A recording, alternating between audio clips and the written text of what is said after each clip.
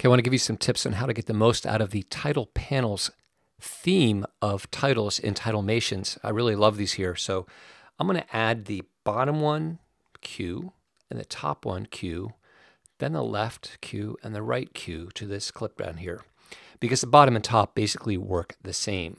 So by default, it slides up, hangs out for a little while, and slides back down. And obviously you can make it stay as long or as short as you want by dragging out the end of it. Now, the instructions here are pretty self-explanatory, and one thing I love about this is you can just cut and paste a lot of text into this text box in the title inspector or directly in the viewer itself, and you don't need to worry about pressing return because it will automatically wrap. By default, it wraps with the alignment to both sides. In other words, it's fully justified. If you want to change that, you can go to the text inspector, the second tab over, and change this style, for instance, just to the left, just to the right, centered, or whatever. But I kind of like the full text alignment by default. That's the default, but it's easy to change. The next thing is, if you double click in here, you can then resize this. If you really want this to be wider, and then can drag it down, everything adjusts automatically and you're set to go. So from here I can just play and it will work that way. So very easy to decide. Maybe you want it to come up high but only have this much text. You can do that as well. So very, very flexible in terms of how the text comes on the screen. Back in the title inspector, we can see I can change it in here as well. I can change the font. Let's choose something else, and the size, and then maybe I don't want this to be as high and I want it to be more like that.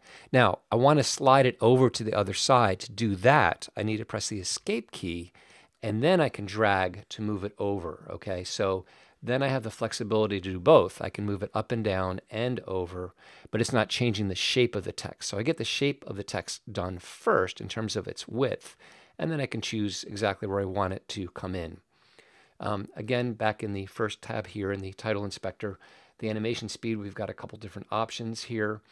And the padding allows us to increase that padding or bring it down depending on what your taste is for your project. Same with the top padding, you can add some extra on top there. The banner opacity by default is a little bit see-through, but you can make it solid or very transparent. And you can even choose a blend mode. Overlay is often nice for it to pass through and show the background behind, so I find that very useful. The roundness, if you take it all the way down, you'll get nice square edges instead of rounded edges. And then you can turn on an outline as well if you like, and play with the color of that outline. I frequently don't like it and like to turn it off, but you've got that option. Oh, by the way, you can also change the width to make it very thin. And then finally, there's a shadow that's on by default, low opacity, but you could turn that off. And that's pretty much it. It's very, very flexible and easy to work with.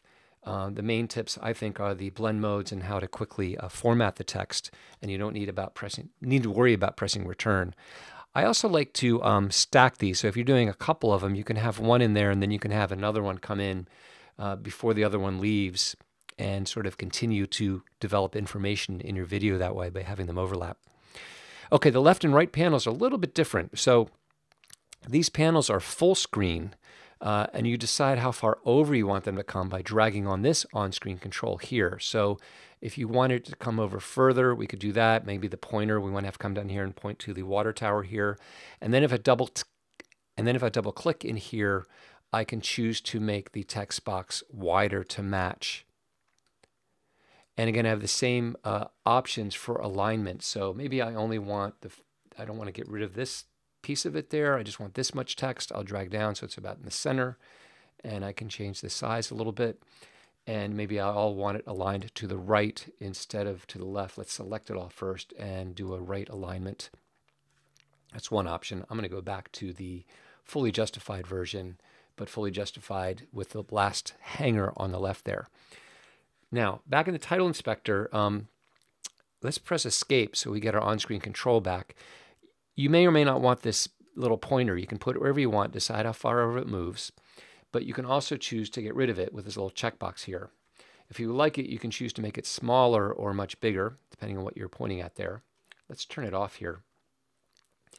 And then we can change the color of this background. Now, by default, this background is partially transparent, but you can change that, obviously. And I'll just put a little bit different color in here to match the sky a little bit. Now, here's what's kind of cool. By default, this video is blurred, but you can turn that off so it's not blurred. That just can be helpful to make the text more legible. I can still move it even though I'm not double-clicked into it here. Maybe move it above there. Take a look at that. Now, sometimes you want the video to move over because you're obscuring things. I know we can still see things here, which is nice, but let's say we make a solid panel opacity, then you can no longer see anything. But now we can click this Move Video checkbox, and we can decide how far over the video moves. So by default, it moved 400 pixels, which looks just about right for us here. So now if we play this, the video will slide over to allow us to have the text and not obscure the important parts of the video. So the key here is, and then it should slide back at the end. The key here is that you want to make sure if you do have the video moving that the opacity is set to 100%, because if it's not, you'll see an edge there because the video is revealing the background. So those are the key aspects of the right and left panel, and they also can be stacked to bring them on at the same time or one after the other very easily, to animate one after the other. So that's a couple quick tips on how to get the most out of the title panels theme for TitleMations.